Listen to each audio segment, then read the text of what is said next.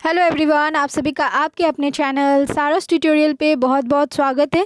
आज मैं क्लास 10 के बच्चों के लिए एक न्यू सीरीज़ लेकर के आई हूँ। आज से मैं आप लोगों को इलेक्टिव हिंदी भी एक्सप्लेन करूँगी, उसका क्वेश्चन आंसर्स भी दूंगी, प्रीवियस ईयर क्वेश्चंस भी दूंगी और जो भी आप लोगों के लिए इम्पॉर्टेंट रहेगा वो सब आप लोगों को प्रोवाइड करूँगी। ठीक है, तो आज से चलिए हम लोग स्टार्ट करते हैं हमारा न्यू सेशन इलेक्टिव हिंदी का। ठीक है, ये क्लास 10 के बच्चों के लिए रहेगा और जिन्होंने चैनल को अब तक सब्सक्राइब नहीं किया है प्लीज़ सब्सक्राइब करें और बेल आइकन को प्रेस कर दे। ठीक है, तो चलिए आज का हमारा ये वीडियो स्टार्ट करते हैं। इस वीडियो में मैं आप लोगों को कबीरदास की साखी एक्सप्लेन करूंगी।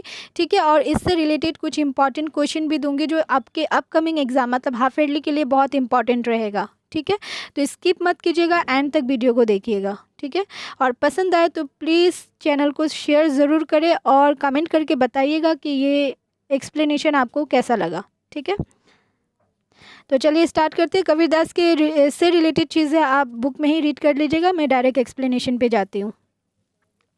यहाँ पे देखिए साखी, पहले तो साखी का मीनिंग समझ लेते हैं। साखी एक संस्कृत वर्ड साक्षी से लिया गया है और साक्षी का मीनिंग होता है साक्ष्य। ठीक है, और साक्ष्य मतलब होता है प्रत्यक्ष ज्ञान। तो यहाँ पे जो महात्मा कबीरदास जी है उन्होंने प्रत्यक्ष ज्ञान के बारे में बताया है। ठीक है, चलिए अब देखते हैं पहला। तेरा साईं तुझमें जियो पहुपन में बास, कस्तूरी का मृग जियो फिर ढूंढे घास। ठीक है, तो यहाँ पे भगवान कहाँ है इसके बारे में बताते हुए कबीरदास कहते हैं कि तेरा साईं, साईं मतलब होता है ईश्वर, भगवान। ठीक है, स्वामी, प्रभु, वॉटेवर आप जो भी कहना चाहो। ठीक है, तो तेरा साईं तुझमें, तेरा साईं कहाँ है, तेरा ईश्वर कहाँ है, तेरे अंदर है, तेरे हृदय में है। ज्यो पहुपन में बास, जैसे फूलों में, पहुपन मतलब क्या होता है फूल, फूलों में क्या होती है सुगंध, बास मतलब सुगंध या खुशबू। ठीक है, तो जैसे फूलों में सुगंध होती है वैसे ही तेरा ईश्वर तेरे अंदर है। अब देखिए कोई एक फ्लावर है, फ्लावर की जो सुगंध है, उसकी जो खुशबू है वो बाहर से आती है या उसके अंदर ही रहती है? ऑब्वियसली उसके अंदर ही रहती है, तभी जब हम लोग फ्लावर को स्मेल करते हैं तो उससे क्या आती है, सुगंधित मतलब खुशबू आती है। ठीक है, तो ठीक उसी प्रकार से जो हमारा ईश्वर है वो हमारे हृदय में ही है। ठीक है, हमारे हृदय रूपी किले में ही निवास करते हैं, वो बाहर नहीं है, उन्हें बाहर ढूंढने की कोई ज़रूरत नहीं है। अगर हम अपने मन में ढूंढेंगे तो ही हमें ईश्वर प्राप्त हो जाएंगे। ठीक है, तो यहाँ पे फिर कबीरदास कहते हैं कि जिस तरीके से कस्तूरी का मृग जो फिर ढूंढे घास, जैसे मृग है, मृग मतलब हिरन, अब उसके अंदर उसके नाभि में एक कस्तूरी नामक पदार्थ होती है। ठीक है, उसका जो सुगंध होता है वो हिरन को बहुत मोहित कर देती है। मतलब वो सुगंध को, मतलब वो सुगंध को सुगंध के पीछे वो इतना मोहित हो जाता है हिरन की उसे उसे लगता है कि वो जंगल से कहीं से आ रही है वो सुगंध, उसे पता नहीं है कि वो सुगंध एक्चुअली में उसके अंदर से ही आ रही है और उस सुगंध के पीछे वो पूरा जंगल में घासों में मारा मारा फिरता है।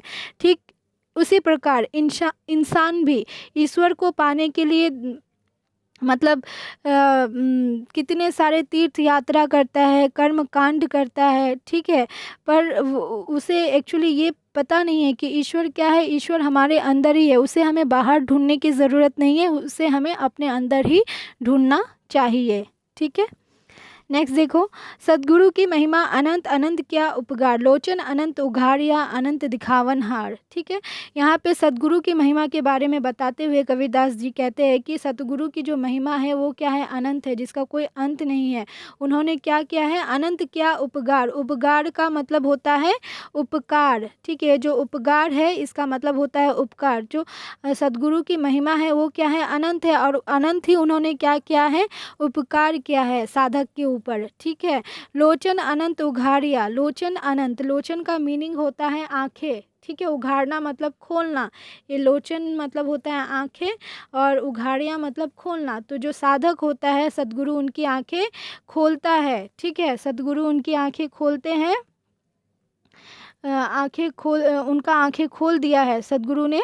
ठीक है, साधक की आंखें खोल दी है। और जो अनंत दिखावनहार है मतलब जो अनंत, यहाँ पे अनंत का मीनिंग होगा पर ब्रह्म। ठीक है, ये जो अनंत है, यहाँ पे जो ये अनंत है इसका मीनिंग है पर ब्रह्म ईश्वर। ठीक है, जो मतलब परम सत्य है। ठीक है, उनको उनका दर्शन करवाया है। ठीक है, साधक को उनका दर्शन करवाया है। और साधक जो मोह माया जो भ्रम में फंसा हुआ था उसकी आंखें खोलकर वो सारी सच्चाई उसे दिखाता है। कौन दिखाता है? सतगुरु दिखाता है। सतगुरु की महिमा क्या है? अनंत है, जिसका कोई एंडिंग नहीं है।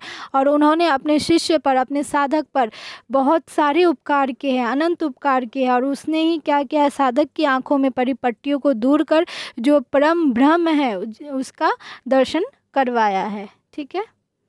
इसके बाद देखिए, गुरु कुम्हार शिष्य कुंभ है, गरी गरी काढ़े खोट, अंतर हाथ सहार दे, बाहर बाहें चोट। मतलब कि यहाँ पे कबीरदास ने गुरु और शिष्य के बारे में बताते हुए कहा है कि जो गुरु है वो कौन है? कुम्हार है, कुम्हार की तरह है। शिष्य यहाँ पे जो ये शिष्य है ये क्या है? ये जो शीश है इसका मीनिंग होता है शिष्य। और कुंभ मतलब मिट्टी के बर्तन के समान। मतलब गुरु को क्या कहा गया है? कुम्हार कहा गया है। और शिष्य को मिट्टी के बर्तन के समान कहा गया है। गरी गरी काढ़े खोट, गरी गरी मतलब जिस तरीके से जो मतलब मिट्टी में बहुत सारे दाने होते हैं, ठीक है। तो कुम्हार जब मिट्टी का बर्तन बनाता है तो वो सारी मिट्टी को एक समान करता है, पूरा एकदम हाथ से मिला कर, तो उसके सारी कमियों को दूर करता है मिट्टी के, तब उससे घड़ा बनाता है। ठीक है। ठीक उसी प्रकार यहाँ पे कहने का मीनिंग ये है कि गुरु कुम्हार शिष्य कुंभ है, गरी गरी काढ़े खोट। ठीक है। इसका मैं पूरा एक साथ में आपको समझाती हूँ। अंतर हाथ सहार दे, बाहर बाहें चोट। जिस तरीके से कुम्हार मिट्टी के बर्तन में मतलब मिट्टी के बर्तन को मजबूत बनाने के लिए, ठीक है, मजबूत बनाने के लिए क्या करता है? उसके अपने हाथों से उससे सहारा भी देता है। अंदर से क्या करता है? अंतर हाथ, ये जो है ना, अंतर हाथ सहार दे मतलब मिट्टी के बर्तन में हाथ घुसाकर उसे सहारा भी देता है। और बाहर से क्या करता है? बाहें चोट, बाहर से उसमें थपथपी भी मारता है। ठीक है। तो ठीक उसी तरीके से जो हमारे गुरु है, वो क्या करते हैं? वो अपने शिष्य के, ठीक है, अपने शिष्य की सारी बुराइयों को अनुशासन में रख करके, ठीक है, अनुशासन में रख करके सारी बुराइयों को मतलब बाहर से क्या करते हैं? कठोर दिखाते हैं। शिष्य को बाहर से दिखाते कि गुरु बहुत कठोर है, ठीक है, बहुत अनुशासन मतलब अनुशासन में रखते हैं, डिसिप्लिन में रखते हैं। बट अंदर से क्या करते हैं? अंतर से प्रेम भावना रखते हुए शिष्य की जो सारी बुराइयां हैं, उसकी सारी जो कमियां हैं उसे दूर करके उसे समाज में, संसार में सम्मान्य योग बनाता है। ठीक है। जैसे कि कुम्हार क्या करता है? मिट्टी के बर्तन बनाने से पहले मिट्टी की सारी कमियों को दूर करता है, फिर जब वो बर्तन बन जाती है तो उसे और मजबूत बनाने के लिए अपने हाथ से ही सहारा देता है और अपने हाथ से ही थपथपी भी लगाता है। ठीक उसी तरीके से गुरु भी अपने शिष्य को अनुशासन में रखता है, कठोरता भी दिखाता है और मन में प्रेम भी रखता है। ठीक है। और उसे समाज में, संसार में सम्मान्य योग बनाता है। ठीक है। अब चलिए देखते हैं नेक्स्ट। देखो, पोथी पढ़ी पढ़ी जग मुआ, पंडित भया ना कोई, ढाई आखर प्रेम का परेसो पंडित होई। ठीक है। यहाँ पे मतलब कहते हैं, कबीरदास जी कहते हैं कि बड़ी बड़ी पुस्तकें पढ़कर, पोथी पढ़े पढ़े, ठीक है, पोथी मतलब आप शास्त्र ले सकते हो, धर्म ग्रंथ ले सकते हो, बड़े बड़े पुस्तक, कुछ भी मीनिंग, ठीक है, बड़ी बड़ी पुस्तकें पढ़कर संसार में कितने ही लोग क्या हुए?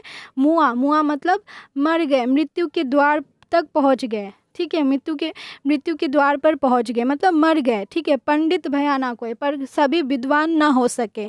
ठीक है। इतने बड़े बड़े धर्म ग्रंथ पढ़ के लाखों मतलब हजारों, अब मैं काउंटिंग वर्ड नहीं यूज़ कर सकती यहाँ पे, कितने ही लोग मर गए पर पंडित कोई बन नहीं सका। ठीक है। कबीर मानते हैं कि यदि कोई ढाई आखर प्रेम का पढ़े सो पंडित होए, यदि कोई ढाई मतलब प्रेम या प्यार के केवल ढाई अक्षर ही अच्छी तरह से पढ़ ले, अर्थात कि प्यार का वास्तविक रूप पहचान ले, तो वही क्या होता है? सच्चा ज्ञानी होता है। ठीक है। अब नेक्स्ट देखिए, माला फेरत जुग भया, फिरा ना मन का फेर, कर का मन का डारी दे, मन का फेर। ठीक है। तो यहाँ पे कबीरदास जी कहते हैं कि कोई मतलब कोई व्यक्ति अगर लंबे समय तक हाथ में माला लेकर के, जो पंडित ओलिया होते हैं, पंडित पीर बाबा, देखते हो ना आप लोग, हाथ में माला लेकर के घुमाते रहते हैं, जपते रहते हैं, बट वो माला जपते भी उनका जो मन का जो फेर है, ठीक है, मन का फेर मतलब मन की जो बुराइयां हैं वो शांत नहीं होती है। ठीक है। मन की बुराइयाँ शांत नहीं होती, वो भले 24 घंटा ही माला फेरे, ठीक है, माला फेरे, बट उनका मन का फेर नहीं बदलता है, उनका मन का जो हाल है वो शांत नहीं होता है, ठीक है। वो मन का जो उनके मन में जो चल रहा है वो शांत नहीं होता है। इसीलिए कहता है कर का मन का डाड़ी दे, ठीक है, कर का मन का डाड़ी दे, ठीक है, मन का फेर। मतलब जो हाथ में जो माला जो आप वो कर रहे हैं, ठीक है, जाप रहे हैं, उस माला को फेंकने के लिए कबीरदास कहते हैं कि उस माला को फेंक दो और जो तुम्हारे मन का जो हाल है उसे उस माला को फेरो, ठीक है, मन का जो भाव है उससे बदलो।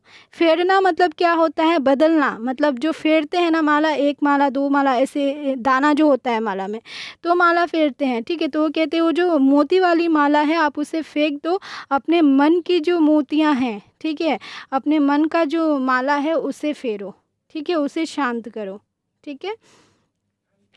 तो इस वीडियो में मैंने आप लोगों को इतना एक्सप्लेन कर दिया। इसके बाद जो भी साखी है मैं आपको नेक्स्ट वीडियो में बताऊंगी, एक्सप्लेन करूंगी। इतना आप लोगों को कैसा लगा प्लीज़ कमेंट सेक्शन में कमेंट कीजिएगा। अब चलिए देखते हैं हमारे क्वेश्चंस को। यहाँ पे जो भी क्वेश्चन मैंने दिया है आप लोगों के एग्ज़ाम के लिए इम्पॉर्टेंट रहेगा। यहाँ पे 1 मार्क्स का दिया है, नेक्स्ट एक्सप्लेनेशन के साथ मतलब 2 मार्क्स 3 मार्क्स का क्वेश्चन आप लोगों को प्रोवाइड कर दूँगी। पहला देखिए, अति संक्षिप्त उत्तर प्रश्न। पहला है कबीरदास के अनुसार साधु के बारे में कौन सी बात नहीं पूछनी चाहिए। दूसरा है कबीरदास के अनुसार प्रकृति पंडित कौन है। फिर है कबीरदास के अनुसार गुरु क्या है। कबीरदास के अनुसार प्रेम विहीन शरीर किसके समान होता है, ठीक है। कस्तूरी का मृग बन बन में क्या खोजता रहता है, ठीक है। संत कबीरदास के अनुसार हमें कल का काम कब करना चाहिए। कबीरदास के अनुसार साधु की पहचान क्या है। फिर साखी शब्द किस मूल शब्द से विकसित है। फिर कबीरदास ने किस भाषा में कविता लिखी है, ठीक है। इतना क्वेश्चन मैंने 1 मार्क्स के लिए दिया है और नेक्स्ट वीडियो में मैं आप लोगों को सप्रसंग व्याख्या कैसा आएगा या किस टाइप के और क्वेश्चंस आएंगे वो बताऊंगी, ठीक है। अगर आप लोगों को इलेक्टिव हिंदी का क्वेश्चन आंसर भी चाहिए तो प्लीज़ कमेंट सेक्शन में कमेंट कीजिएगा, मैं क्वेश्चन आंसर भी लेकर के आऊँगी। तो चलिए तब तक के लिए बाय, टेक केयर।